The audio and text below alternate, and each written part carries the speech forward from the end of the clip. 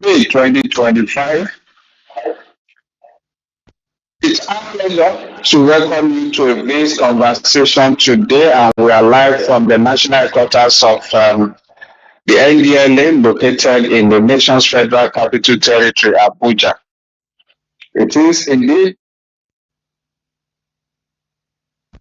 really glad to have you, especially those joining us from across Nigeria, those who are listening in Europe, America, Asia, the Middle East, and even other parts of Africa. Like I said, this is the 142nd edition of this program. I'd like to inform you that this is a platform where we basically share information, knowledge, sensitize the people, and raise awareness about substance abuse and its devastating impact on human lives, public health, and indeed our environment is not spared. This platform also serves as a channel for us to provide support to those struggling with substance abuse, especially those who need treatment. It's a means for us to update you about all the activities of the agency, especially what we're doing to curb the scourge of substance abuse and illicit drug trafficking. Do better in what that is serving you, society, and indeed humanity better. It's also important that we tell you that this conversation is recorded and is streaming live on our other social media handles, especially at NDLA1 on Facebook and at NDLA TV on YouTube. I also like to inform us that our human interest interview, that is narco test, where we bring people in recovery to share their stories, to share their experiences, their struggle, and their recovery processes with you so that you can also learn from them. It's part of our efforts to ensure that we share knowledge, we share facts, and raise awareness about the scourge of substance abuse and how people can find their way through or even prevent going into this being a victim of this scourge. That would also be streaming on our YouTube channel from 7 p.m. today. So we can as well try to get on our YouTube channel so that you can take a look at. I'll tell you that what you'll be having this week, it's really, really touching and quite a lot of lessons there. So please let's keep it. Let's note that so that at the end of today, while we are relaxing in our living rooms on our beds, please let's try and log on to our YouTube channel that's at NDLA TV so that we can watch our latest edition of Narcotics. All right, again, I would also like to let us know that the conversation on this program today is recorded on our handles. That is after the whole program today, it's available on our social media handles, so you can always go back to it. That's at NDLA1 on Facebook, at NDLA_Nigeria on X here, and at NDLA TV on YouTube. So you can always go back and listen to the recording and even share with others. That's very, very key and important. Now we have our guest today, and we'll be talking something that looks one of those things we've always had, something around dependence, recovery, sobriety, and what have you. But just trying to bring some fresh angles into the conversation, and that what we will be discussing today beyond sobriety. building mental health communities through creative harm reduction. We have our guest speaker, where Secret is somebody that has been in this whole process, that has been involved in this whole process for a while as well. But before I invite our guest today to make our presentation, let's quickly remind of some of the activities of the agency this past week, which comes in our news highlight segment, and that will be taken by two of our officers, that is Meta and Peace. Ladies, let's have the updates for this week. Thank you. Thank you, sir. Good day to everyone, and thank you for joining us on this week's X-Rays. My name is Neta Widozie, and here are the NDFDA news highlights for the week. First, the headlines. 80-year-old ex-convict, 82-year-old grandma arrested as NDFDA intercept 3.2 billion naira opioids. NABS police students selling drugs to others. Recovers cocaine in female headgear going to Australia. Uncovers AK-47 rifle, magazines in May sack. Two octogenarians, an 80-year-old grandpa, Ayuba Ashiru, and 82-year-old grandma, Mrs. Ulama Uchechi Sunday, as well as her daughter, Chisom Uchechi, top the list of suspects arrested by operatives of the National Drug Law Enforcement Agency, NDLEA, in raids carried out across the country, while opioids worth over 3.2 billion naira were intercepted at Apapa Seaport in Lagos and Port Harcourt Port on the River State. Ayuba had previously been arrested and prosecuted by NDLEA for drug dealing offenses, was convicted and served 10-year jail term between 2014 and 2024. He was again arrested on Wednesday, 14th May 2025, at Barazana Street, Dogarawa area of Sabon Gari local government area, Kaduna State, by NDLEA officers acting on credible intelligence. A total of 2.3 kilograms of skunk packaged in nylons and papers in retail sizes were recovered from him. He claimed to have been in the illicit drug trade for the past 4 to 6 years. Similarly, NDLEA operatives in Abia State on Saturday, 17th May, raided the home of 82-year-old Mrs. Umamuchechi Sunday at Umuagoma Antigua, Uzo village, where different quantities of methamphetamine, tramadol, and skunk, a strain of cannabis, as well as a cash exhibit of 130,600 naira, were recovered from her and her daughter, 32-year-old Chisom Uchechi. The grandma confessed that she and her daughter took over the drug trade after her son, who started the business, died 2 years ago. At the Port Harcourt Sports Complex in Ona River State, a total of 3 million pills of tapentadol and carisoprodol royal, 225 milligrams worth 2.1 billion naira in street value, were intercepted in one of the containers, watch listed by the agency based on intelligence. The seizure was made on Wednesday, 14th May, during a joint examination of the container by NDLEA officers, men of customs service, and other security agencies. In like manner, NDLEA operatives at the Apapa Seaport in Lagos on Tuesday, 13th May, intercepted another watch-listed container declared to have new car parts and accessories from India. During a joint examination with other security agencies, a total of 169,800 bottles of codeine syrup worth over 1.1 billion naira in street value were discovered concealed in the shipments. In Kwara State, no fewer than 199,200 pills of tramadol were recovered from two suspects, Abdul Wahab Kadir and Abdul Rahim Ismail, on Friday, 16th May, following their arrest at Gegele area of Ilorin by NDLEA operatives who also raided Faber Lodge in the state's capital, where an HND1 student of the Department of Laboratory Science Technology, Kwara State Polytechnic, Ibrahim Oladimeji Abdulatif, was arrested with 650 grams of loud, a strong strain of cannabis already measured in 149 cups, which he sells to other students.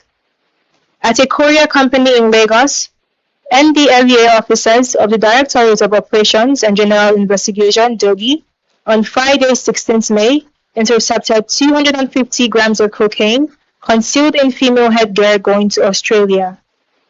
In Niger State, NDLEA operatives on patrol along Mokwa Jeba Road on Thursday, 15th May, intercepted a Toyota Carina car marked AGL 945BK, conveying 316 blocks of skunk weighing 143 kilograms, while a suspect, Idris Kamal, was arrested.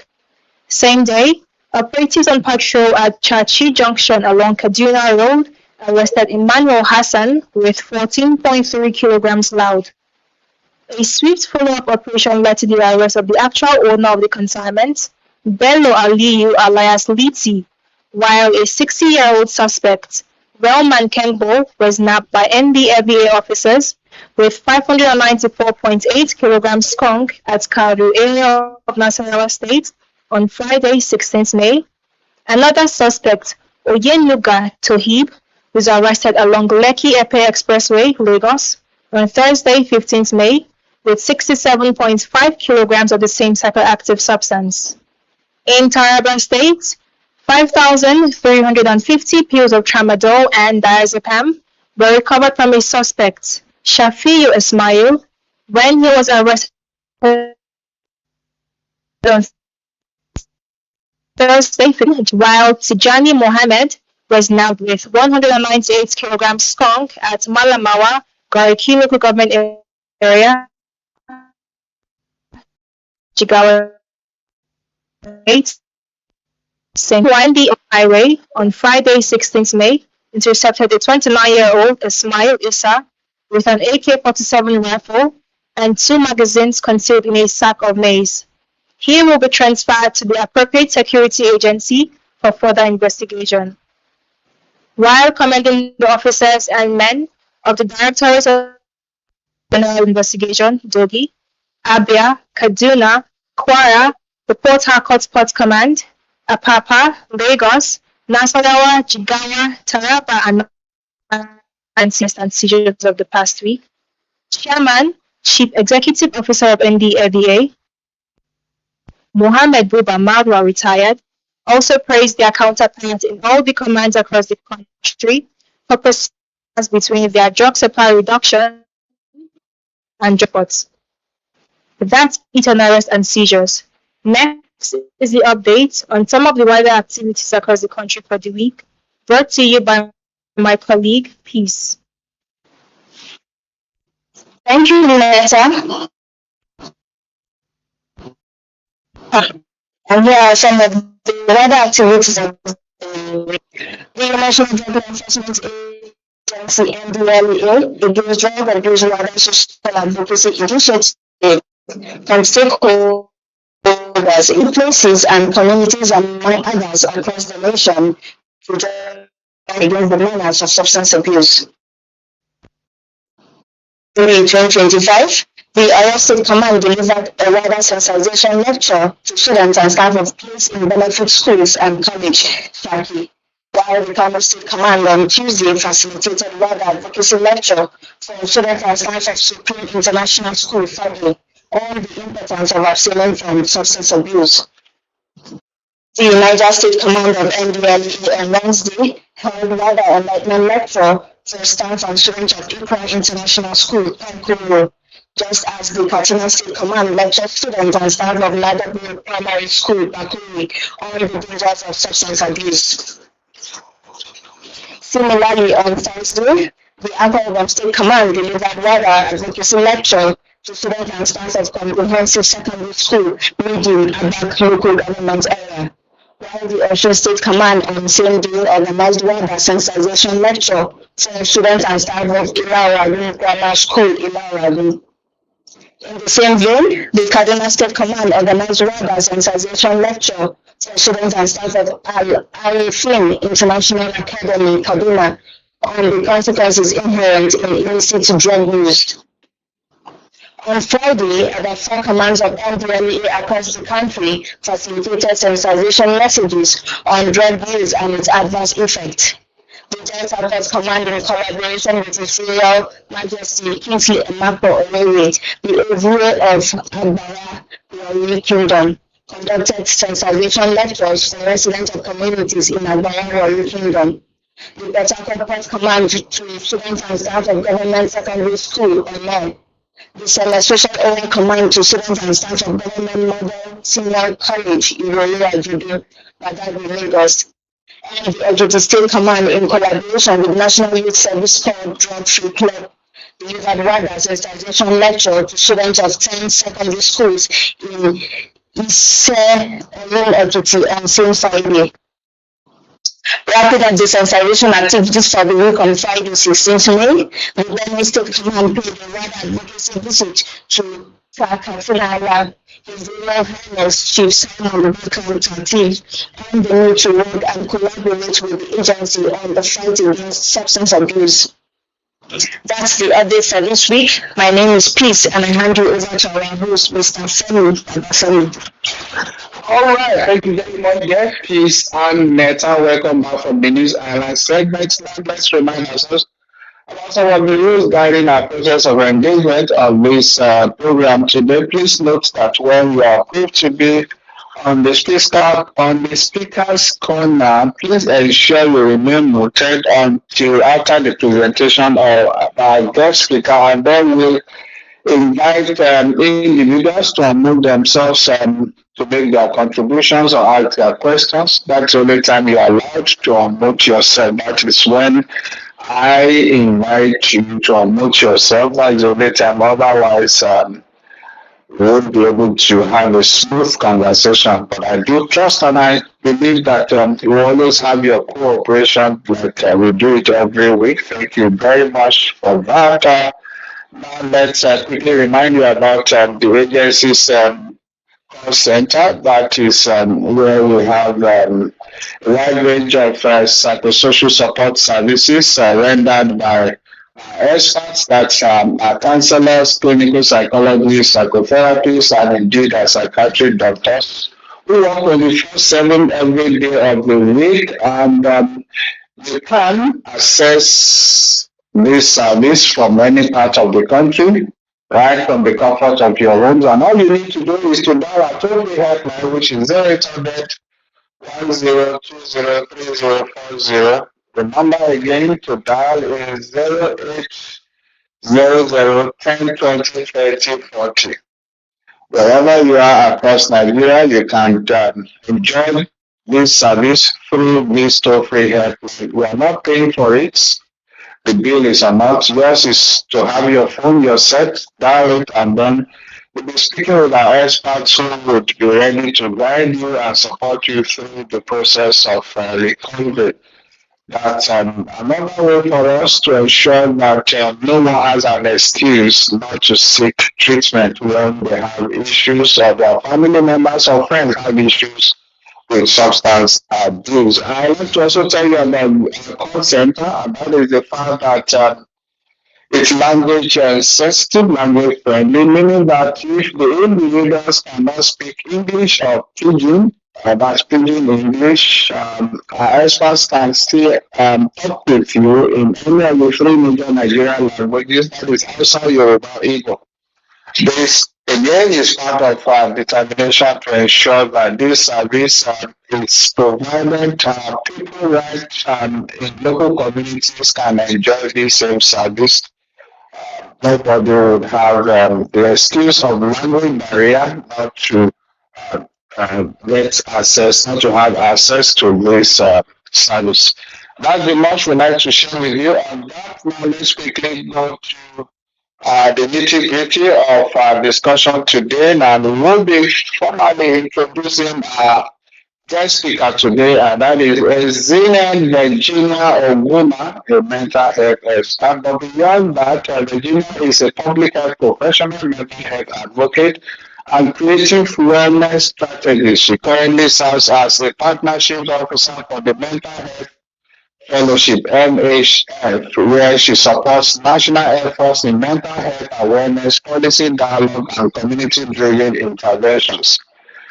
Regina is also the founder of Grants Mobile Bar, a mocktail-only wellness brand that uses adaptogenic recipes and sensory experiences to foster sober socialization, emotional healing, and community care. With a background in youth empowerment, ethical drug policy advocacy, and creative harm reduction education, Virginia is known for leading conversations around the destigmatization, alternative care models, and mental health equity. Through storytelling and research-aligned programs, she continues to champion softer, community-rooted approaches to resilience and to recovery, especially for women and young people. Please join me in welcoming our guest speaker today, Ezelia Virginia Oguma. As I invite her to unmute herself now, I will listen to her spend the next 30 minutes to discuss our topic for today, that is beyond sobriety, building mental health communities through creative harm reduction. Please go ahead with your presentation, Ezelia. Thank you. Thank you so much, Mr. Femi. Good afternoon, everyone, and a happy weekend in view. I hope we're all having a good day. It's such an honor to be here. As Mr. Femi said, my name is Virginia Oguma, and I'm a mental health advocate, public health professional, and also a social entrepreneur. And I really elaborated on that because the last part of me being an entrepreneur is I own a mobile bar, which makes this conversation very, very interesting and I would say a bit unconventional, right? And with the mobile bar, we are more like a mocktail-only wellness brand. We use adaptogenic recipes, we use storytelling, sensory experiences to create sober, joyful, and healing spaces.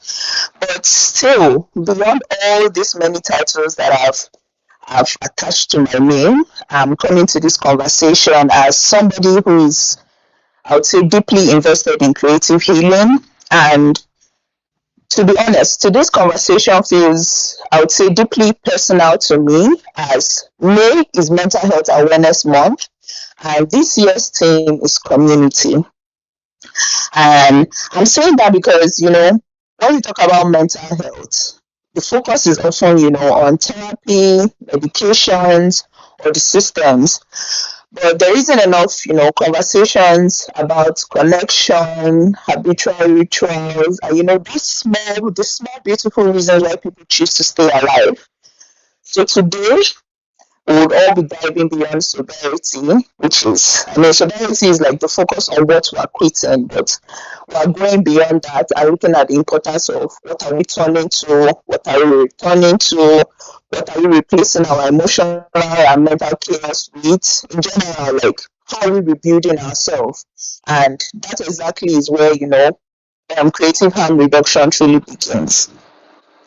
So I think it will make a lot of sense for me to break down or explain what creative harm reduction means. In simple terms, it's just really meeting people where they are, not just with the tools, but with beauty. From my own personal perspective, creative harm reduction looks like these adaptogenic mocktails. It looks like storytelling, it looks like scent, it looks like sound, it looks like joyful connection. Of course, it's still reducing harm, but it's also about, like, would I call it reintroducing joy, especially for people who, also feel left out of, clinical and traditional wellness spaces. I mean, we're in Africa, so to a large extent, there's still that stigma around mental health conversations, and it makes it harder for, people to be a bit vulnerable about, their struggles and whatever it is they might be going through emotionally or mentally. And again, to add to my explanation of what creative harm reduction means, it's a mindset. And by saying mindset, I would say it's that core belief, that everyone deserves dignity, everyone deserves care and belonging, even when they are not where they are, even if they are not there yet, in quotes.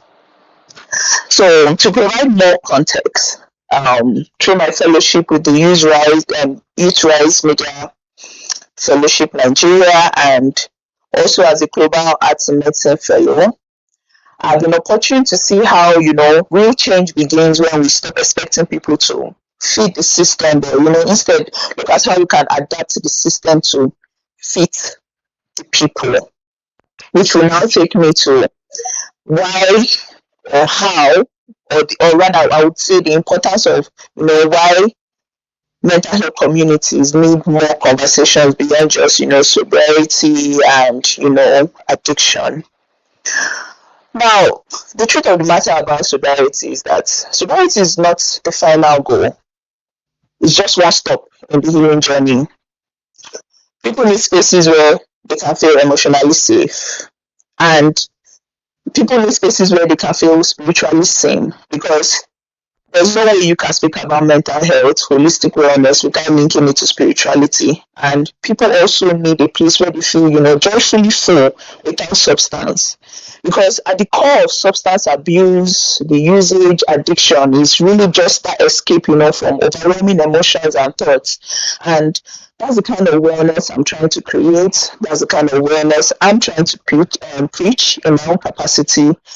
A kind of wellness that that is rooted in sensory safety and not shame.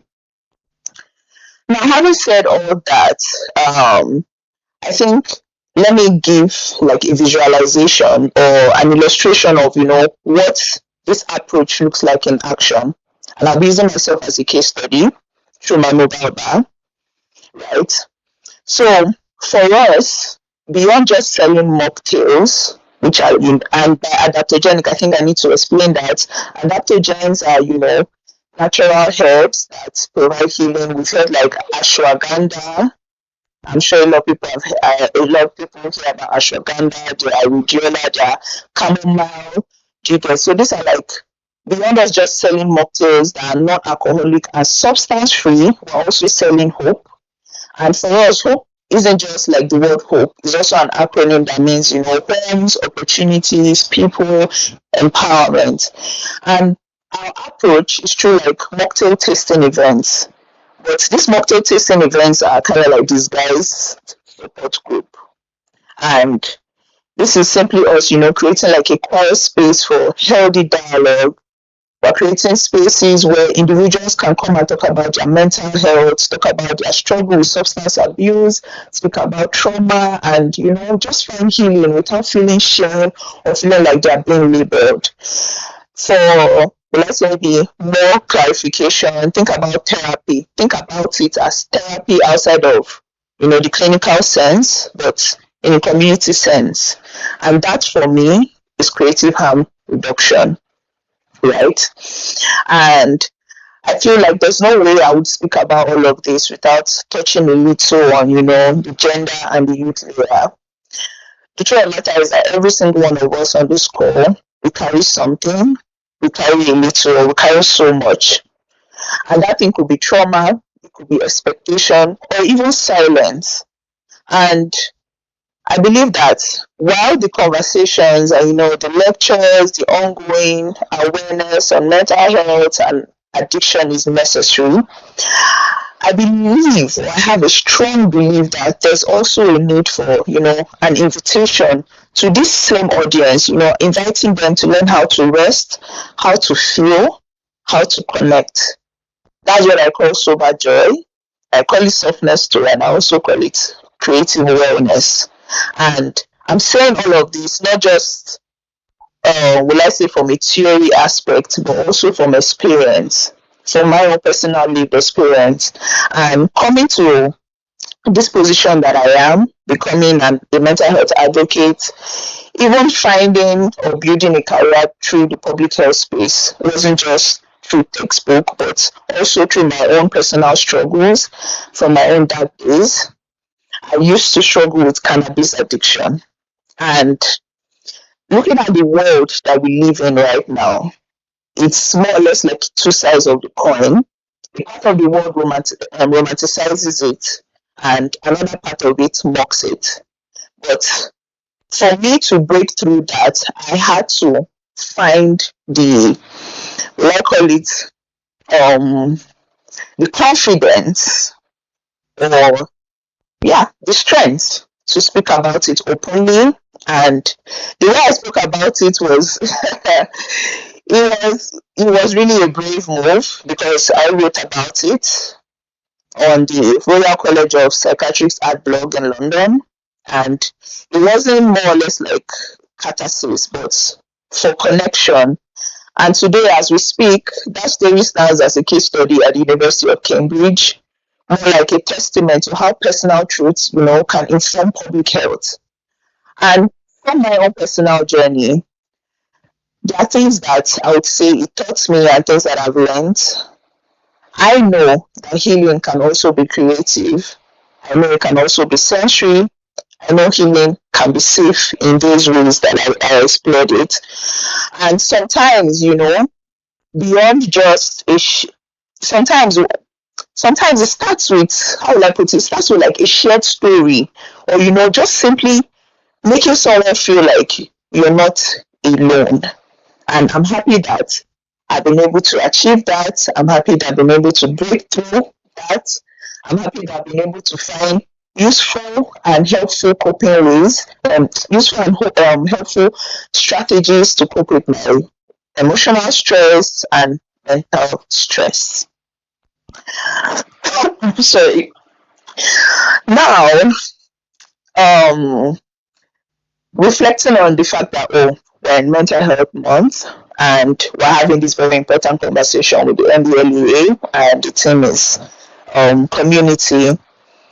I would say that this conversation is more like a subtle invitation to a new paradigm, and this paradigm is more or less like where mental health and substance use should not be treated in isolation, but in synergy, like in a relationship, because we have a chance to move from fear to empathy and from silos to community rooted care. And that is why conversations like this are important. And I'm so happy that I'm having to collaborate with the NDLEA to have this conversation. And I believe that more and more community collaborations are key, especially, with creatives who advocate for good causes, with wellness practitioners and grassroots advocates. Again, I'm so happy that the NDLEA, continues to champion drug education, harm reduction, because there's so much power, in meeting people just where they are, beyond just punishing them, but also nurturing them. And at the global scale, this is from a public health perspective. This is an alignment, with the Sustainable Development Goal 3, where we're ensuring that there's good health and well-being for everybody. So yes, more policies and, more policies, but also community powered care, because that's not just a public health win, but is a win for humanity too. So yes, I'll stop here because I didn't want to stretch the conversation so much, so I needed to break it down so it's a bit easy for everyone to understand. And if there's anybody that has questions, I think I'm open to answer them. Thank you, sir. Thank you, everyone, for listening. Thank you very much, Virginia. Virginia Obama is a public health professional, mental health advocate, and creative wellness strategist. She just shared a bit of, I'll call it a bit of all that she's loaded with us, and a very good conversation indeed, and a very good way to start to roll out today. And we have quite a number of experts already on the space across the world, and we do hope that we will be having quite some robust engagement here today. Once again, we'd like to appreciate Virginia Obuma for stepping forward to share from her own experience, to share from her wealth of knowledge, and engage us on this platform today. Once again, it's always a pleasure to have you, Virginia. And now quickly let's recognize and acknowledge some of our compatriots already on the space. First, we'd like to thank Dr. James Kamalafe. Dr. James Kamalafe, always a pleasure to have you on this space. And following that is also of our excellent and ever-ready Dr. Abdullah. Dr. Abdullah is a consultant psychiatrist and the Ahmadu Bello University Teaching Hospital, Zaria. Thank you very much, Dr. Abdullah, for coming around today. We have Mohammed Waziri. Thank you, Mohammed Waziri. Always a handy and good contributor. I think that must be from the Northeast. Thank you very much. Haji Muhammad was really there. Well, my dear and David, thank you very much for being part of our conversation today. David is quite, we've been quite a while. I saw David last, but I've started with today. David is at Uzo underscore radio. Thank you for coming around, David. It's a pleasure seeing you here in your boat today. We also have one thing that's at Ahmed Fodio. Thank you very much, Ahmed, for coming around today. That's Fodio is the Niger State Recovery Network. Thank you, one thing. City Boy, that's at City Boy, City of Mogbola. Thank you, City Boy. One of us, that's Itohan. I've seen Itohan somewhere here today. Well, I've seen her physically today, and I think I've seen her online. I don't know whether she has disappeared now. Thank you, Itohan, for this is probably my first time I've seen Itohan on this space. I wouldn't know if she's been attending, but I started her a while ago. Thank you, Ibrahim Kulu. Ibrahim Kulu, also a very strong advocate on this platform. Joins us from the Northeast. Thank you, Ibrahim Kuru. We have Muhammad Bako. Thank you, Muhammad Bako. Also, Constant Please Isaac. Thank you. But Zona Commander in Niger State, that's Allah Nidri Sakaba. Thank you, Commander. We have Saddam Sani Yaro. Thank you, Yaro. We have JJ Salami. Admilika Nani. Thank you, Nani. We also have Adia Lady Maria Liberty. Thank you very much. Maria Liberty is a consultant to to a UNODC. I can say that. I've seen Euphemia, that's baby there. I've seen Asma. Asma joins us from Kaduna. I've also seen Abubakar Mohammed Sani. Thank you. And Dr. Benga Eweria. Thank you very much, Dr. Benga. I'd like to take a pause now. Let's get some engagement for I'll definitely be acknowledging more people. I see quite a number of new people coming in, but I'll definitely acknowledge you. But first, let's quickly take some messages from, let's read some messages from our DM. Let's pop in there. Let's see what's happening down there. Okay. Thank you. How can start the program? And I'm not ready already to start using. All right. Okay. Regina, I hope you are ready. Quite. I just opened it to our DM. Quite a number of questions for you.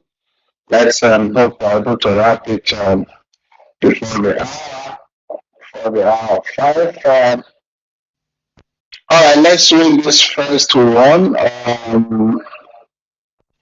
Yet, there's somebody there's a request there that if you request for the mic and you're not getting through, just know that it's not from us, maybe most likely your network, because especially at old man, that's your favor or something, and not about put it twice, so maybe you may have to exit and come back in again.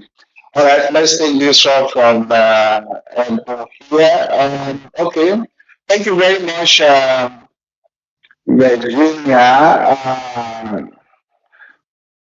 for your brief but impactful presentation, I must say. In your view, what would you say makes harm reduction an act of compassion rather than just strategy? That is one. And also goes on to ask, how can someone support their mental health if they are not ready or willing to stop using substances. I'd like to have your view on this. All right, thank you, Adonde. I'll use your mic to Virginia now to respond to the two-in-one question from Edmund. All the best, Virginia. Please go ahead. Okay, thank you so much, sir. I didn't get the second question, but I got the first. Okay. Okay. The second question is, Question, yes, sir. yeah, how can someone support their mental, actually, no, how can someone support their mental health if they are not ready or willing to stop using? I'd like to know what you feel about this. That's, I think, do you get that now? Yes, I do. Yes, I do. All right. Okay, so All right. Thank let me start with the first question, right? If this is my personal view. I say harm reduction becomes an act of compassion, not just, will I say, a response or a tragedy when it centers dignity over discipline. I don't know if that's, will I call it, clear enough or makes sense. I don't know if that's the right words to use, because for me, I think it's easy to look at substance use or mental health struggles and only just see it as, damage or a risk. But compassion asks us to, look deeper, to see the person, not just the problem. And for me, harm reduction is saying, I see you as worthy of care, even in your messiness. I would say it's also saying that I trust your healing, because healing is not always linear, right? And it's also like, I'm not here to punish you for suffering, but I'm here to walk with you through it. And I know how those words might sound. So it's not like we're trying to lower the bar, but will I say maybe raising humanity in the way we respond, because harm reduction is compassionate, right? We don't have to be perfect to be protected, and we don't have to be better to belong. So I feel like that shift is powerful, going from control to care. Yeah, I think that's how I would answer the first question. And then for the second question, well, if somebody isn't ready to stop using, they can still support their mental health. Yeah, because healing, most times, you don't have to wait for a rock bottom situation. Let's just start from where they are. And from the top of my head, I would say, okay, looking at, will I say, compassionate or realistic ways, staying connected to the people who care. Even if it's just one person, say your friend, your sibling, if you're seeing a counselor, a therapist, or even group chat. At the core of the theme of this month is community. Group chat, connection protects. Because for me, I feel like isolation is the thing that makes things worse. So community is medicine, because that connection sort of gives you, or would I say, empowers you or motivates you to break through. Another way, or a realistic or compassionate way, would be to, just be honest with yourself without shame. At the time when I had my own struggle, cannabis addiction, I used to do a lot of journaling. Well, I'm a creative, right? I find freedom and relief and clarity through writing. Journaling too, is an, will I say, a holistic way of healing. I also do voice notes sometimes, and all of that is all centered around quiet reflection. Quiet reflection can help.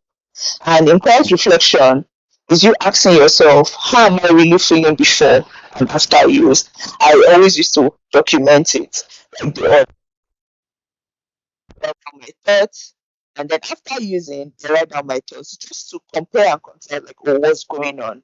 And that helps me understand, because in me doing all of that, the question was, isn't it what are you trying to escape? Isn't it what are you trying to numb? So that kind of self-awareness is already, a form of mental health support. So yeah, you have to just be honest with yourself, no shame. I say another way is, building small, regulating, what I call it, habitual rituals, right? When I was drinking water, stretching, again, like I said, scent. There are candles, incense, even down to just making a nice mocktail to just feel good. Like me, most times when I want to turn in at night, I usually like to just have like chamomile tea. I realize it just helps my mood. It just helps me feel a lot better. And I'd say those are like simple acts of, just grounding yourself and, reminding your body like it deserves gentleness regardless of whatever emotional or mental chaos you might be going through. Another way too would be, reducing risk where possible, because I would say that one is at the heart of, harm reduction. Using Could be using a safer environment, spacing out use, avoiding mixing substances, having emergency contacts close, because it's not just about having a perfect route, but more or less like a protective route, I would say. And another way that comes to my head too is, seeking spaces that don't require perfection.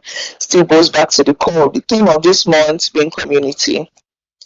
I mean, support doesn't have to just come from, these clinical settings. Creative spaces, spiritual spaces, online communities, everyone can find healing. I mean, at the core of religion, why do people go to church? Beyond praise worship, everyone is finding healing, everyone is finding solace, everybody's just finding like a release from whatever it is they are feeling or going through. So I would say you don't necessarily have to be sober to deserve support, but when you seek support, I believe that the breakthrough is there. And I think I'll just add that, I mean, Eben, I don't know if that's like from a personal question or you maybe trying to find answers or maybe just general knowledge, but we are all worthy of care, even if you're not ready to change everything. Because for me, mental health is not about being clean, right? It's about being seen, it's about being supported, and feeling safe enough to just keep going, because that's how healing begins, right? And healing looks like different things for different people. So, yes, I hope it answers your question, Yvonne. Yeah, thank you, sir. All right, thank you. I do hope so. I can see Brian Kuno clapping for you there, Virginia. Soft but delivering the message. Thank you very much once again.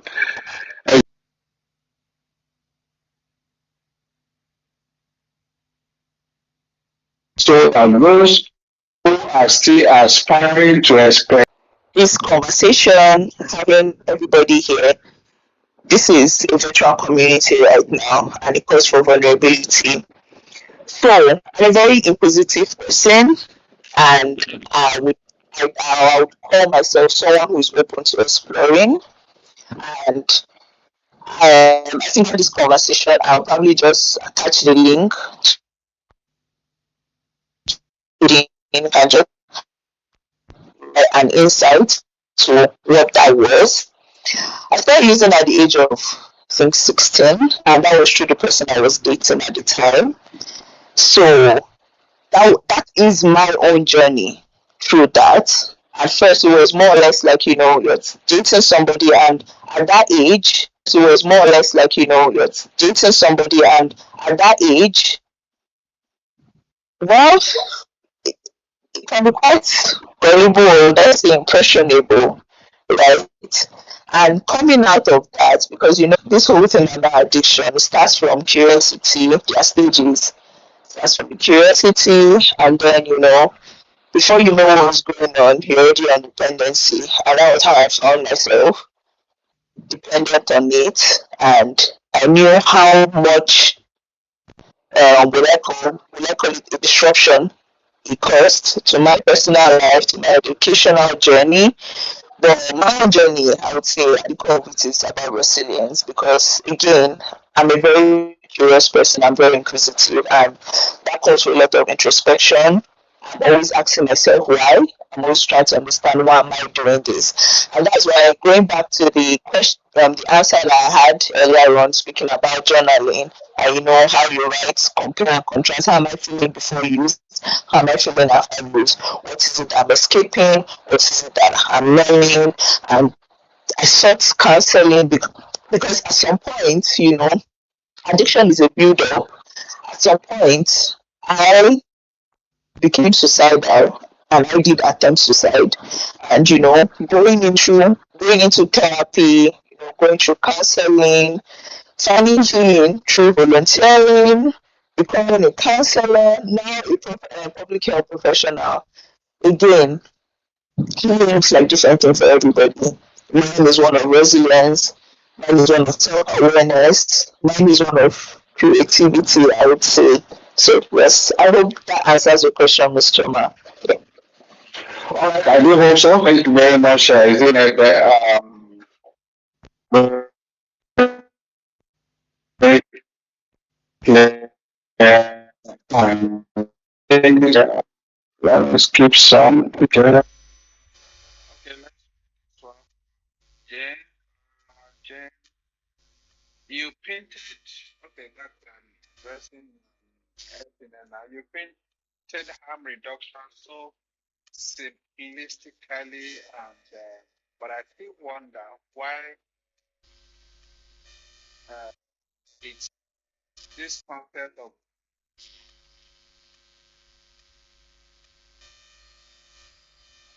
what. Why do you think this is so? And then, how do we also bring compassion into conversations that are often judgment heavy? That's the key one. Again, I hope you got there, Noisy. Yes, sir, I did. Yes, Okay, I please go ahead. did. Okay. So thank you, Ms. Jane, for your question. So,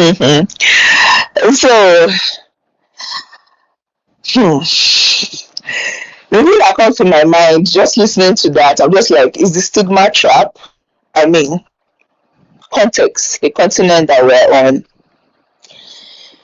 or in general, recovery is usually deeply misunderstood in many parts of the world, and it's often seen as weakness, or sometimes like a sign like, oh, you failed morally or spiritually. And for me, coming from a lived experience point of view, I feel like people don't understand that addiction is not just it's not let me say it's not a character flaw. It's not just a character flaw. Most times, it's often a trauma response or a coping mechanism or a form of pain management, because that stigma, again, like going back to the word that came to my mind just listening to the question, that's because of that stigma, recovery becomes something that people begin to hide from or have to hide instead of something that they can be proud of. It's not easy. Me even speaking myself, it's not easy because I come from a typical traditional Igbo family. It's not like my parents are not from we don't exactly have Western views or Western perspective. So I know how difficult it feels. Sometimes I know how I have to struggle with certain feelings.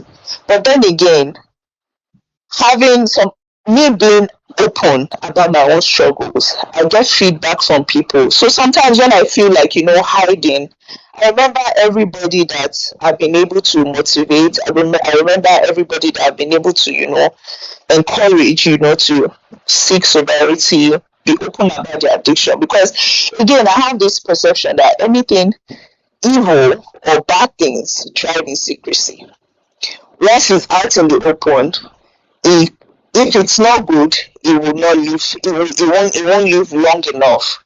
So we're waiting for people to be clean before we celebrate them. I don't. I don't think that's the way to go, because in truth, the fact that they woke up and tried again is worth celebrating in itself. Another thing, just talking about it, that came to my mind again is, that storytelling gap. And I'm very happy, looking at what the NDLA is doing, like with the macro story.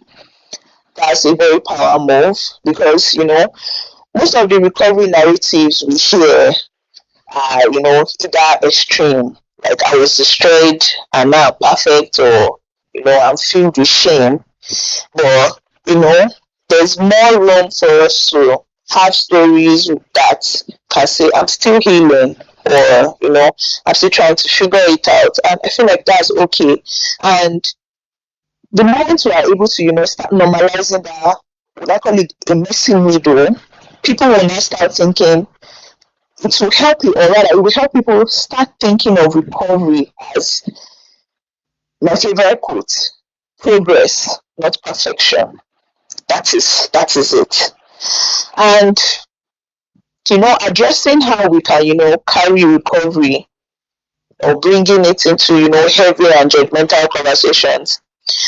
Well, I would say, instead of preaching or punishing, maybe we have to come from an introspective or an inquisitive point of view, or like asking more curious questions.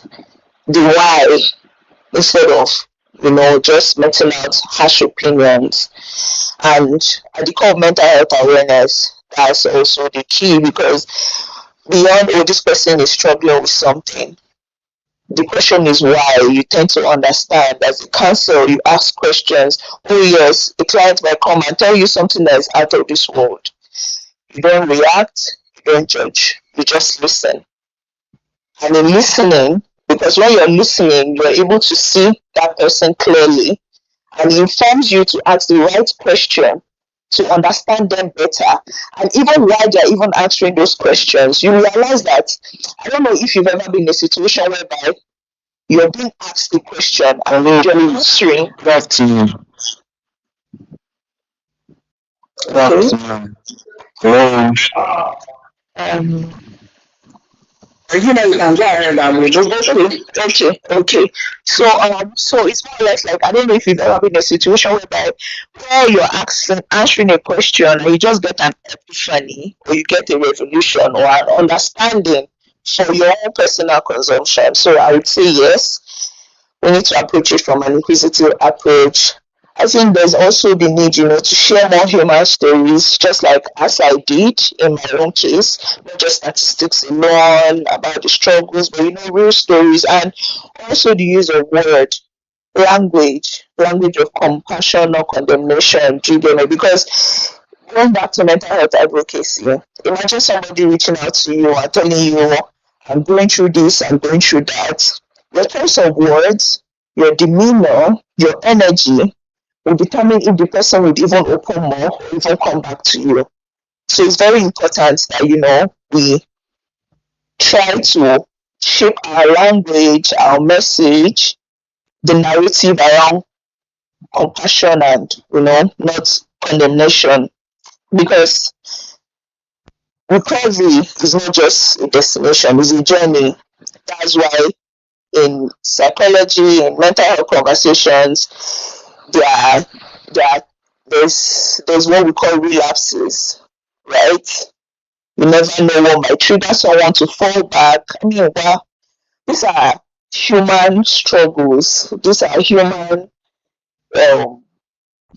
experiences, right?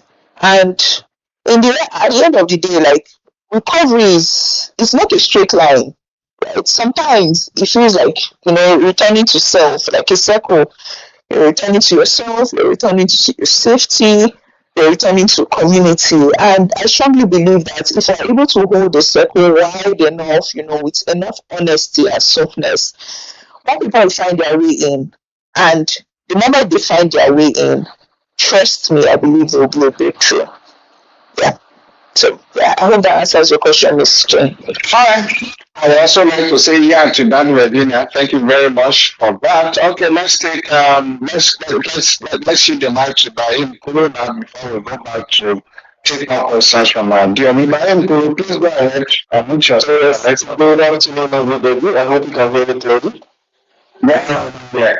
Yes, Ms. Virginia, thank you for that presentation and thank you for the genius idea of mocktails and talking about our problems. Imagine, I can just imagine having delicious mocktails while discussing our mental health problems. So I'm looking forward to that. Anyways, I have a question for you today. It is how do we get people to speak out before hitting rock bottom? The reason why I'm asking this question is like I am going through my journey of recovery as well, and I had to hit rock bottom before I actually took on this journey of recovery. And the thing about rock bottom is that not all of us come out of it alive or sane. So how do you get people to speak out before they actually get to that level? Thank you very much. Very good. Thank you, Marinko. That's a big one. Regina, please, over to you. Thank you so much. Indeed, Mr. Febby, that's a very deep question. And okay, how do we reach people before the crash? More like, let's normalize struggle, not just survival, right? And I mean, we often hear, or rather, we only hear people speak after they've made it out. But again, going back, because I would say all these questions sort of have, like, some connections. Like going back to the last question that I answered, how about, like, we give people the permission to talk while they are still in it, that chance to, give room for their honesty, not just healing. Because when people see other people speaking out before things collapse, it gives them the permission to do the same. Which is why I said, like, I know how I felt when I just told myself, you know what, you have to just bring your leg. In short, the conditioning editor of the blog, then he had been for 3 years, he had been asking me, right. He's a psychiatrist. And looking back at it, I can see how that was a creative approach towards helping me deal with my own addiction. He kept asking me, I know you are very expressive, you're very creative. I want you to write a story about, your relationship with cannabis. And imagine it taking me 3 years for me to sit with my feelings and, use my words to just give myself like a visualization of what it was. It was such a huge relief, right? So yes, speaking out before things collapse, everybody, there's really nothing new under the sun. The moment you speak out and you're vocal about your struggles, you'll be surprised at how other people would, like, you don't know how much people you're inspiring by your own story. Another way to, again, going back at the core is creating, judgment-free spaces. Again, a lot of people stay silent. And why are they staying silent? That fear of shame, fear of rejection, fear of punishment. And sometimes all of this comes from family. Sometimes it comes from schools. Sometimes it even comes from our churches and communities that are actually meant to be spaces for, vulnerability. Not just, yes, discipline is key too, but, there should also be room for vulnerability. Like, people should not wait till when they've broken down to be heard. And I would say the time I got the epiphany, of like approaching it through an artistic or a creative approach, mocktail tasting, just having those community conversations, partnering with creative health communities that have cards and everything. I would say it's more or less like a low pressure entry point. We just start small, start subtly, start low before we get to the deeper part of healing, right? Another thing that came to my mind now is, it's also very important, again, to show people that asking for help is not weakness, right? We live in a very interesting time now, and everything is online. and good or bad, sometimes you can be open about your struggles and you don't know how that narrative might be. So, but being vulnerable, accept for help is wisdom, not weakness. And it's very important that we find a way to flip the script. So instead of making it look like, why can't you fix yourself? Maybe we should look at it from the point of view is, what do you need? Yes, yes, that's the question. What do you need to feel safe enough to try? I think that's a very key question. And yeah, we don't all need to hit rock bottom to wake up, right? Sometimes you just need someone to just say, you are loved. It's okay. I'm here to I would hold you. You don't have to like I'm here to hold you till you heal, because I believe that if more of us, if more of us were able to buy into this belief, if this belief is sold more, and we have more spaces that reflect this belief, we'll be able to catch each other a lot sooner. Do you get me? And by saying we'll be able to catch each other is like people going through similar struggles, especially young people like our peers, the millennials, the Gen Zs. I know some of our older counterparts might be struggling, but more or less like amplified based on the time we live in, the digital era, the illusion of comparison, social media, everything. Most of us resort to it. And so I just feel like if that belief is being sold, if that belief is being amplified, if we have real spaces, that sort of like reflect these beliefs, we'll be able to catch ourselves a lot sooner and maybe even save lives along the way. So, yeah. Thank you so much, Ibrahim, for your courage. And I mean, you're not alone in this journey. Thank you so much for sharing. Thank you. All right, thank you very much there, Zina. I'm sure, even though I'm not in recovery, but I'm loving your creative harm reduction perspective to it, especially the mock play kind of a thing. I don't know whether it just combined that it's just stopping my test. My throat is getting dry here. I have to be supporting myself with water. The more thank you very much. I just have to confess live. Okay, I have Folayweni. Folayweni here is asking also Folayweni, full of praises for you at the brilliance of your presentation and responses. Um, okay, I'm loving your creative perspective to harm reduction. Thank you, Zina, for bringing fresh idea into this whole thing. Does this mean you don't believe in medication assisted treatment or middle exchange? Or how do they work together with your own mocktail idea of the thing? And then my other question is how do you measure the success of creative harm reduction, especially is your own perspective to it? Thank you. I appreciate your effort. All right. Thank you too for that. All right. Please go ahead, Azina. Let's start from you.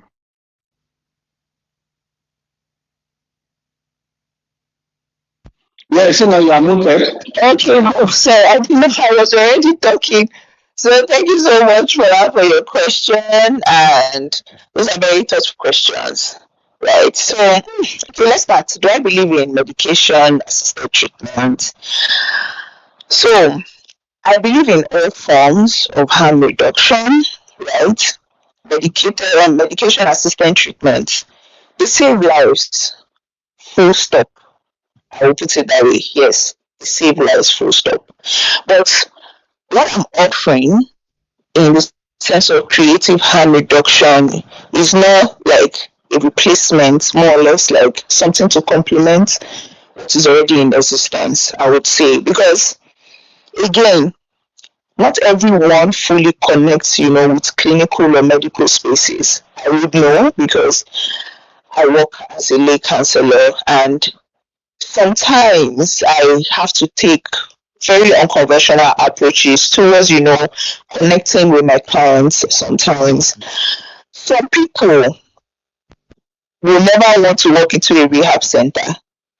But imagine I tell you you're coming for a mocktail tasting or a creative event or something interesting. Of course they would come. And that is another beautiful way of someone starting their healing journey, right? So for me, I would not say it's an either or, is more or less like a both and. So yes, we need medication, but we also need nurturing. We need clean needles, but we also need, well, let's say, clean narratives. And yeah, wordplay. We need medication, but we also need mocktails because people heal in different ways, yeah. And then to the other question, how do I measure the success of creative harm reduction? So the truth of the matter is that I would know, I've seen how, in the medical space or in general, how sometimes creative interventions are, often dismissed as, soft or like call it unscientific, right? But this is my thought process or how I see everything. Number one, given the time, the era, this current decade that we are in, story is data, right? When someone says, this is the first space where I felt safe without drinking, or someone tells me, I came for a mocktail tasting, but I'm leaving feeling hopeful, that for me is impact. Those moments, that feedback, that's my own personal metrics. That's how we track, and we're tracking when people are coming, we document how many people are showing up, how many people are returning, how many people are still staying connected to us. Another thing that's coming to my mind is, community engagement, right? I mean, like, if people begin forming relationships, and through these relationships, initiating sober conversations, and sobriety or sober conversations, and that's success, right? Because this space that we're creating is doing the space we're creating is doing what it's meant to do. And I link it to lay counseling, right? I'm a certified mental health first aider. I've been trained to navigate or initiate conversations with people. Again, in Africa, therapy. But not many people would actually resort to therapy first. And that's where we, this first aid as lay counseling, because we're usually like the, let's say, first point of contact. I'm initiating a conversation with you. I'm speaking with you, but you do not know that as I'm listening to you and the questions that I'm asking you, just for me to get a sense of where you are mentally, emotionally. Because at the core of what we do, sometimes people just need somebody to talk to vent to. And other times, in listening to them, we're able to decipher, if this person needs professional help or something. And the way you've been trained, when I'm engaging with you, I'm conversing with you, if I feel like you need professional help, I start directing the conversation to put in that idea of what do you think about therapy, for me to get a sense of how you see that. And before you know, I tell like, what do you think? What do you think about speaking to a mental health professional? What do you think about talking to therapy? How do you feel about that? Can I get you a session or something? So I would say yes, that community engagement, like, do you get me? Like, if people are able to, that's interest, wanting to initiate more conversation, asking for help, that means we are doing what needs to be done, right? And saying that, another thing even came to my mind too, and that's like, behavioral shift over time. I'm not expecting immediate sobriety, and that's the truth. Because, well, how will I put it? If someone who used to drink every weekend now replaces one night with a wellness mocktail night, right? That's a win for me. If someone starts over time starts asking questions about recovery for the first time, that's a win for me. Honestly, like, oh, okay, thank you. I know like this mocktail sessions, but when I go back home, these are still my struggles. How do you think I can navigate through this? That is where professional help comes in. Oh, how about can refer you to this drug agency, there's this psychologist you can meet, something like that.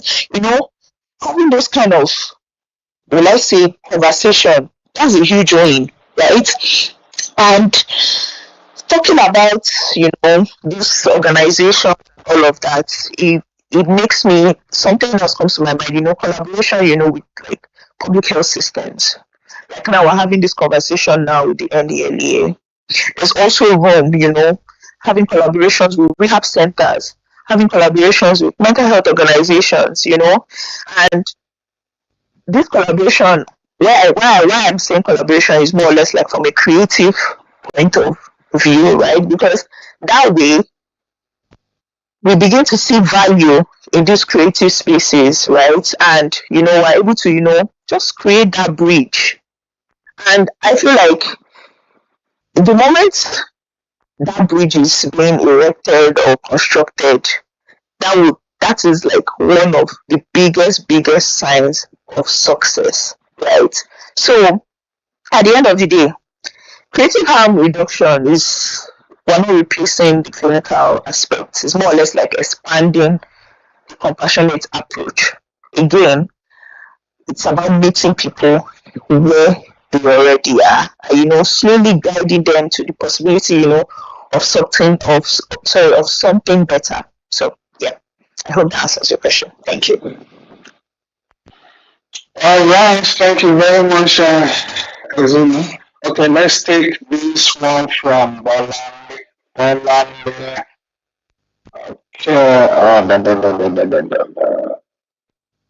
okay, you mentioned the significance of faith-based interventions. At what point do you think this should be introduced in the recovery? Okay, that's that. All right, that's that.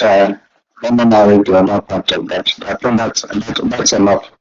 All right, Azina, please you can respond to Rolanda. Yeah, no, Azina.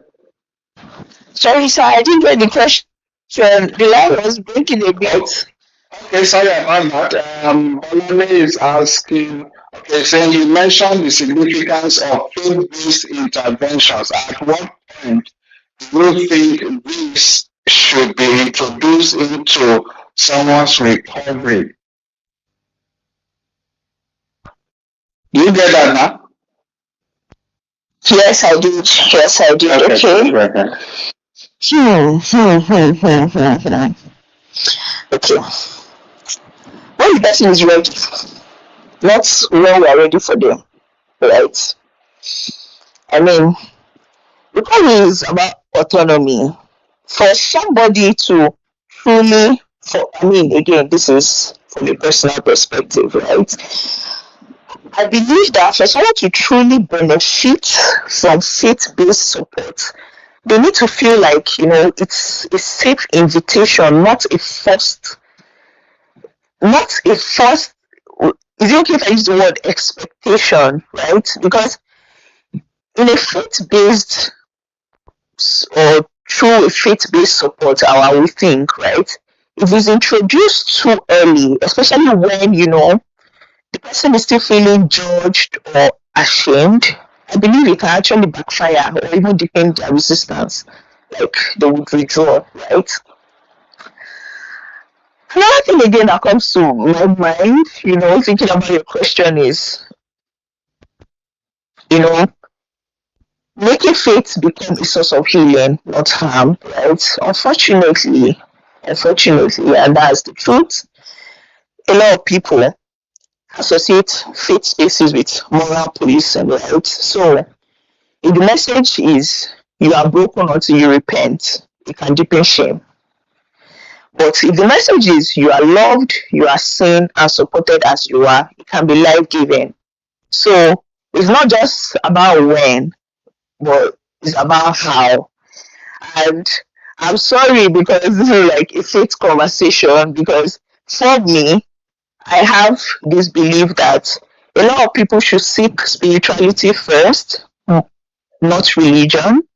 And I do not want to go into like, a whole lot of spiritual conversations, but for Christians, and if you even look at, Jesus was persecuted by the church. But one of his core messages was, come as you are. So I think if faith spaces can, embody, in quotes, come as you are, it can be life giving. Another thing again that just coming to my mind again is, aligning with that person's value. Not everybody identifies with traditional religion. Even through my counseling, at the core of everything, like I said, holistic wellness, there's no way you would speak about the mind, emotions, holistic wellness without linking it to spirituality. But again, we have to understand that not everybody identifies with traditional religion, and it's okay, right? But what we can do, is to explore what does faith look like for you. And at the core of it, what is faith? It's not, I can't really quote Hebrews, it's 1:11 or something, but what does faith look like for these people? Faith sometimes is prayer. Faith sometimes is mindfulness. Faith sometimes is connection to nature. Sometimes it's ancestral practices, do you get me? Or just simply like, a belief in a better tomorrow. And personally, for my own approach, like, in my work and, my goals or my dreams with creative harm reduction, like, I'm not leading with faith, I'm leading with safety and softness. But if somebody is bringing up their faith or asking for prayer or, sharing a spiritual hunger, I would see that as a doorway and I would walk with them through it. Because again, holistic wellness, emotional well-being, mental well-being is spiritual, right? Healing through all of that is spiritual. And for me, whether I can achieve that healing through a mocktail tasting session, disguised disguised as a support group, or through a moment of prayer, or maybe just silence. I would say will I say reiterating that remembrance that you're not alone. Do you get me? I'm here to hold space for you. Whatever you're saying is not weird or out of this world. Like, I see you. So yeah, thank you so much. I hope that answers your question now. Yeah. I believe that satisfied one landed there. Okay, let's let's get okay. I was about passing the mic to you, and then suddenly you slipped out. Okay, so let's take this one from Lukman. Lukman is asking, how do you apply your creative harm reduction strategy of faith-based intervention to a situation where the individual is in the street and just fled the house? Don't don't you think a forced rehabilitation is the option in this? Feel like a traumatizing experience, right? And from experience and from experience, right, and knowledge, trauma does not heal through pressure. It's through presence, right? And the question of, how can creative harm reduction help in this kind of crisis? I would say, can we shift from enforcement to engagement, right? So maybe instead of asking, how do we fix you? Again, why don't we ask, what do you need right now to make you feel a little safer, right? It could be food. And this is like talking, you said someone on the street, right? It could be food, it could be a clean shirt, it could be a warm drink, or simply just someone sitting beside them without judgment. That would be a very scary move, right? But yeah, again, compassion, creative harm reduction, compassion. Another thing that comes to my mind too is, can we build trust before we talk about treatment, right? Because coming from a creative harm reduction point of view, even something as simple as, offering like mocktails, music, an art-based activity can open the door to connection. And connection is the only bridge for me, the way I see things. Connection is the only bridge to, long-term support. And one thing that comes to mind is, can we focus on small human wins, right? If someone goes from sleeping outside to sleeping at a shelter, that's progress. If someone goes from using daily to using less, I think that's progress too, right? We don't have to wait for them to, be fixed before we celebrate them. Again, like, why don't we work? How can we work with these people even though it feels, messy? Because let's say at the end of the day, while enforced rehab might be, removing somebody from danger, or enforced rehab might remove someone from danger, creative harm reduction also helps removing danger from that person's spirit. I don't know if it's hitting right? Because again, it's not like we're not saying one is not necessary, but both are needed, right? But while both are needed, it's also important that we are careful not to treat people like problems to be solved, because I think that's at the core of the resistance. So, we need people like, yes, these are people that are in pain. This is someone that needs home. There are people that are in pain, people that need home, but they also need a healing plan too. And thank you so much for this question, because this is really, really, I'm definitely going to go back in my quiet time and, and think through this. Thank you so much for that question. Yeah. So I believe Lucas. Okay, let's take this one from. Okay, now, okay. Before we take one from Oliver here, before we read Oliver's question, let's take one pen. I've seen one pen back. One pen. Please unmute yourself. Let's start on you. One pen, you are muted. Okay, maybe one pen is still struggling with his network, and let's quickly take this one from Oliver. Thank you, Zina, for those words coming from you. They are shooting as this is creative. Your words are shooting as the mock thing that Mr. Femi was imagining. All right, okay, you read my mind. Okay, but please, I'd like to ask, how can harm reduction strategies effectively address underlying mental health issues, or do they merely manage symptoms? Yeah. Okay, Zina, over to you. You are muted, Zina. Okay, sir. I'm just taking a moment to digest the question. Yeah, you are being bombarded here today, right? Yes, sir. That's such a very powerful question.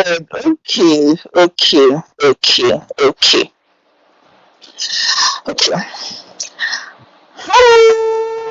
Harm reduction, right, doesn't just reduce risk, it reduces shame, right? Because at the core of everything that everyone is struggling with, be it emotional,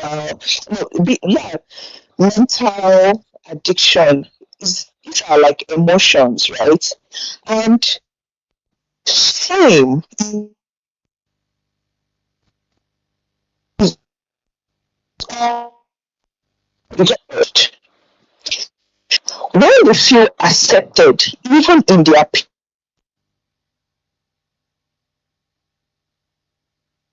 pain, no,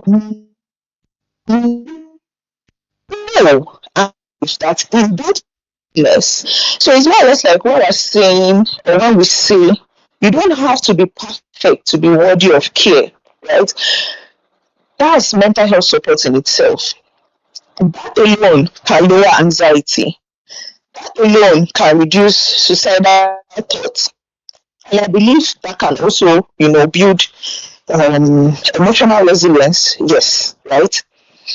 Then Another thing again, how about we respond or rather creative harm reduction responds to symptoms with softness, not symptoms we not call it like system or I can't really find the right word to use now because why I'm saying that is because not everybody will name their pain as depression or trauma, right?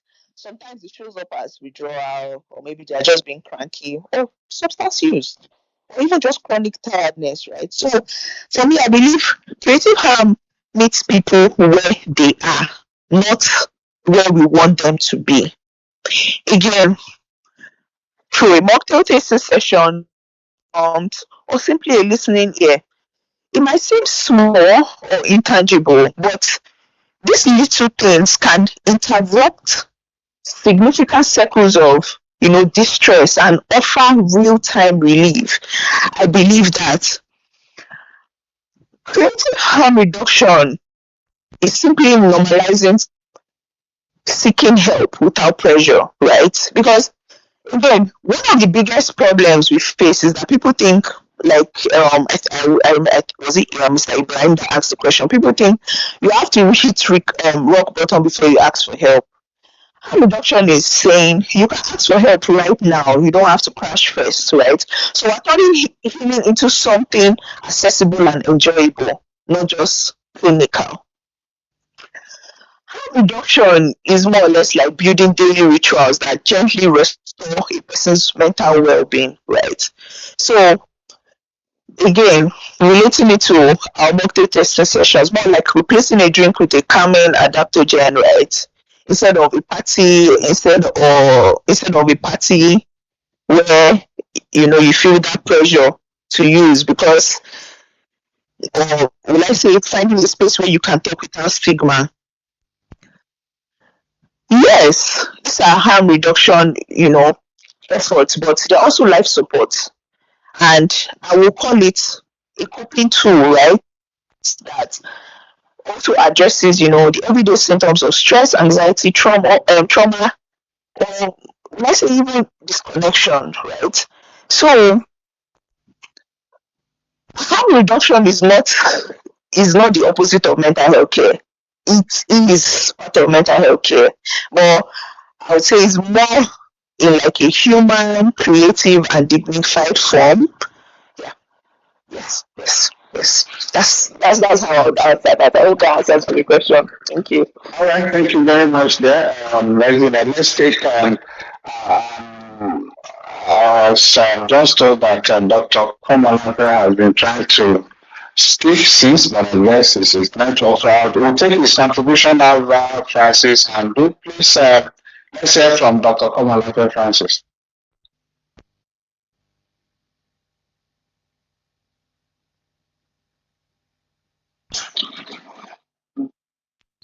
Okay, Dr. Komalake, Francis is calling you to connect you, but pending while you send down, let's quickly come to Abdul Malik. Abdul Malik, please go ahead. Let's hear from you. Okay, hold on, Abdul Malik. Dr. Komalake is on now, right? Okay, please go ahead. Dr. Komalake. It's really unconsciously simple, complex. I love my heart for all your explanation and so great and big contribution there. When an individual raised the issue of recovery management and the hue and cry over it around the world. Yes, that is very true. What we have done at our own space, an evidence-based research and conclusion, is to make it attractive and make it a program and an initiative that fulfills the law of multiple coincidence. How do I live? And what do I do? So that when anybody is going through recovery management, he's not just looking at the maladaptive aspect of recovery from trauma. Also, pilot and pilot the individual to engage his pure energy in creative concepts through community upholding, just like we're talking here, and through some other social network. Right. In fact, we won't be able to divest the individual's energy productive stages. Not just looking at the different, we also look at developmental programs and that is akin to this individual so that he can build and burn energy for critical creative needs. So doing, we receive, we reduce, happy to know, to hear what I think that and then you're going to sit at the right quarter. If you want to go to NDO to keep showing up, the history of our relationship against yourself. You are not going to be able to create an objective environment that covers Africa as a donation for this creative service. And then people will free the sale is and all of that. So the trust issue is an asset that must build, as you are saying, on a community business and I was very happy when you mentioned the adaptogenic recipes. What recipe came to my mind is that we are going to collaborate with you or partner with you to see what appreciated framework analysis you can build around your adaptogenic recipes in order to mainstream it into a global community development for health, mental health issues. Is that require on a very critical note, uniform reduction is a global war that carries such a fire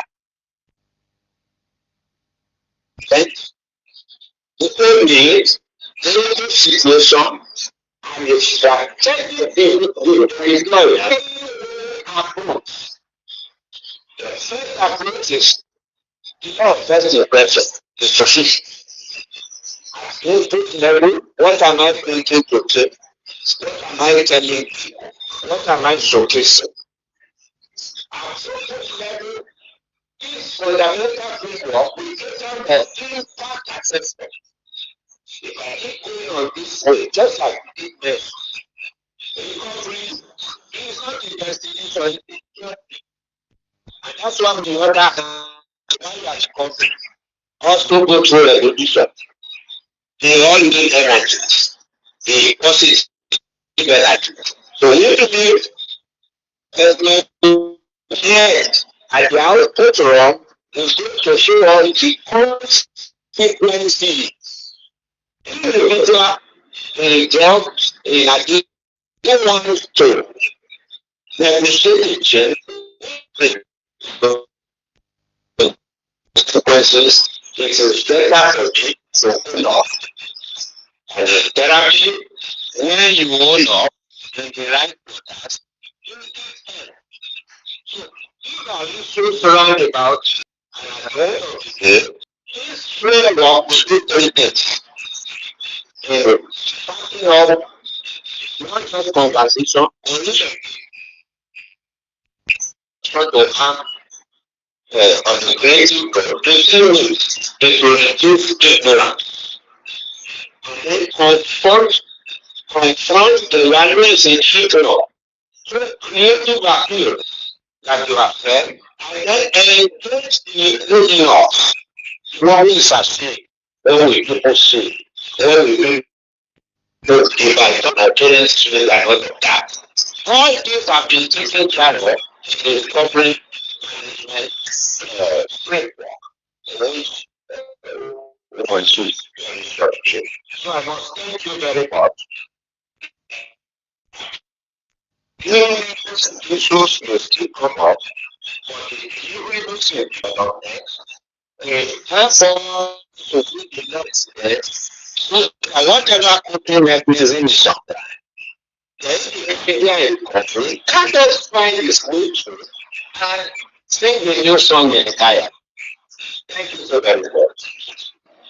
All right, thank you very much there, Dr. James Malafa, for your insights always. Okay, next we have just barely 10 minutes on the conversation today. Let's quickly take the contribution from Abdulmalik. Please unmute yourself and let's hear from you.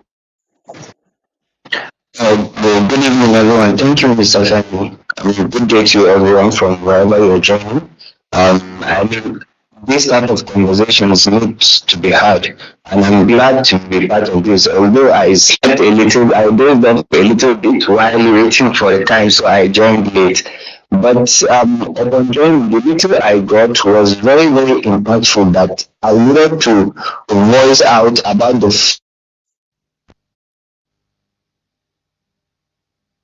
field-based approach is something that is individually inclined, and moreover, the need for creative reduction spaces, the need for all these creative spaces is to let people understand, is to harmonize.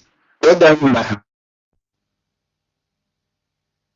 contact to which if there is any exploration or alignment to be carried out, it can be done through it's a very, very good session which I need to listen to it again. To add that my own experience now, what really helps me, the creative field positive self-talk. Though stigmatization of others is very, very common, but I tried as much as possible to make sure that whatever I was good responsibility now, all responsibility, and the person in charge and make sure that this is going to be solved. So the two are really, really good, and then their purpose is excellent. And I look forward to partaking in all at least it depends on you to make sure that you get yourself out of the situation you are in, no matter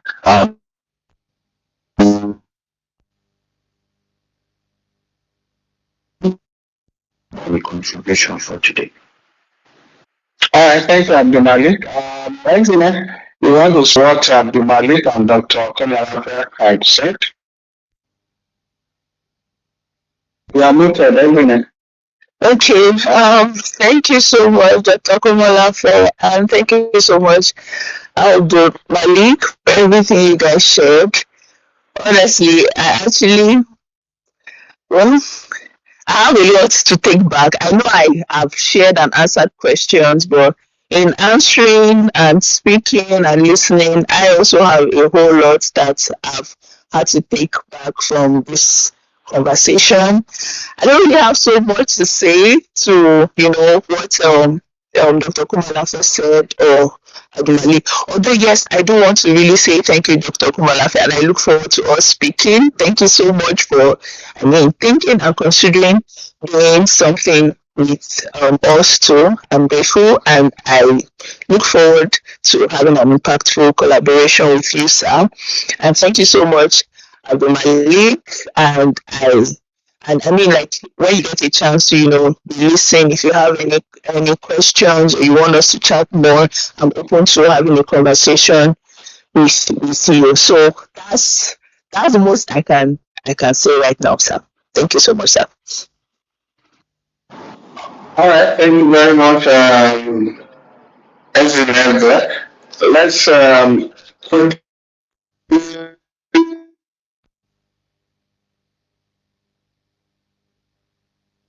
take a minute. Okay, let's take this one. Okay, what I'll do is I have one from in here and another one from Comfort. So I'm going to be reading the two questions out to you so that we take them at a time to save time. The one from you, okay, should mental health treatment prioritize abstinence or harm reduction approaches like yours? But that's from from Comfort. How do you respond to critics who see harm reduction as enabling? Okay, so let's take these two together now, isn't it? Thank you.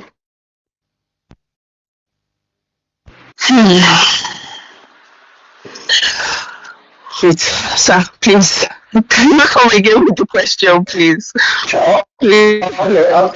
okay, fine. The one from Amy, I actually want to know who you see within this short. You are going to be answering the three. I got at least one. I just saw in also from okay. This one is photo from Oliver too. It is how should mental health treatment prioritize abstinence or harm strategies like yours? Do you get that? One which is from Oliver is how can creative therapies, art, music, writing, enhance traditional harm reduction methods? That's from Oliver. Then the last one from Comfort is how do you respond to critics who see harm reduction as enabling? Those are the three you're going to be responding to the three questions and with your closing remarks. Thank you very much, Ezene. Okay. Mhm.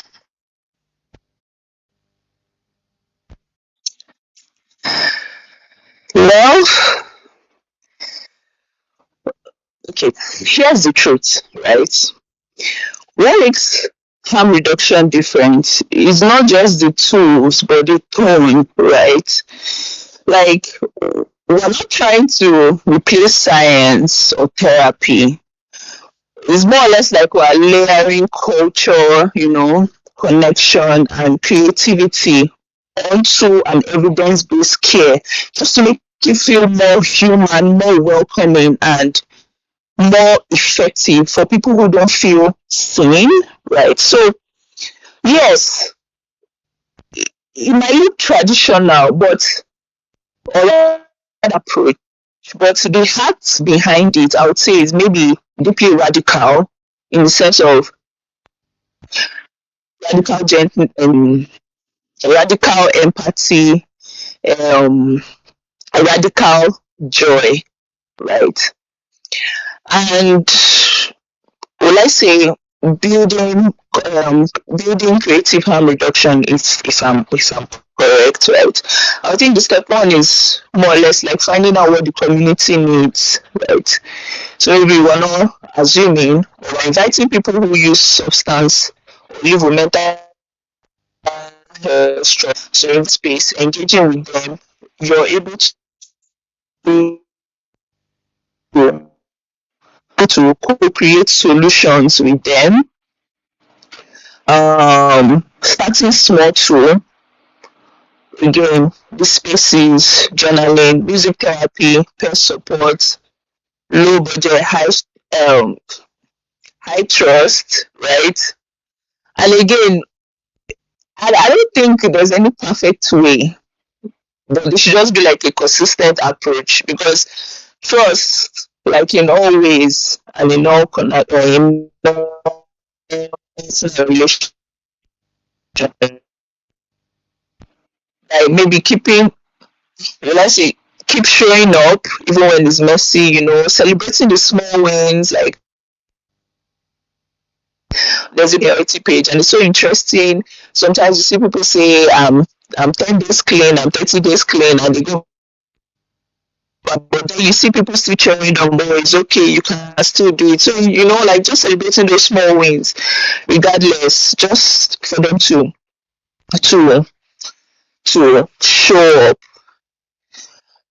And for the critics, in the sense of enabling, the truth of the matter is, I do not see any instance, like I said, through my experience, because for me to get to this point of, exploring the conversation around creative health and harm reduction, I've always known, I've always believed that they can also be a creative way, or, impact.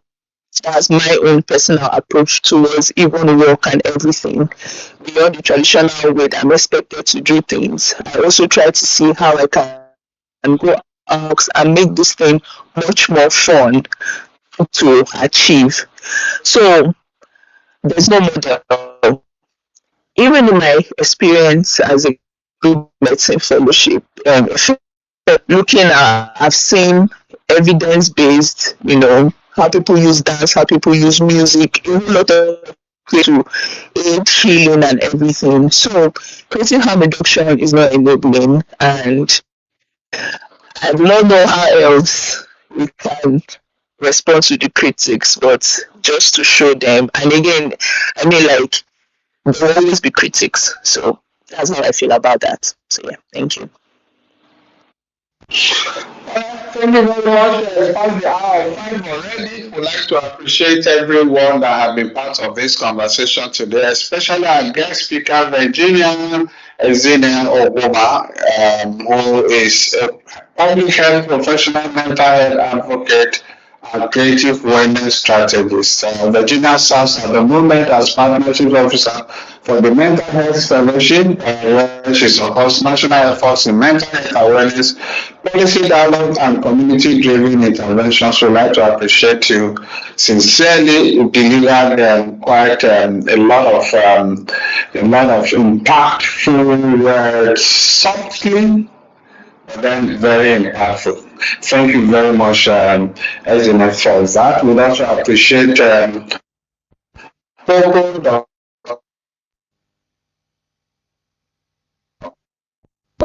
thank you very much, Ibrahim Kura, as well as Dr. Malik Yahya. Thank you very much.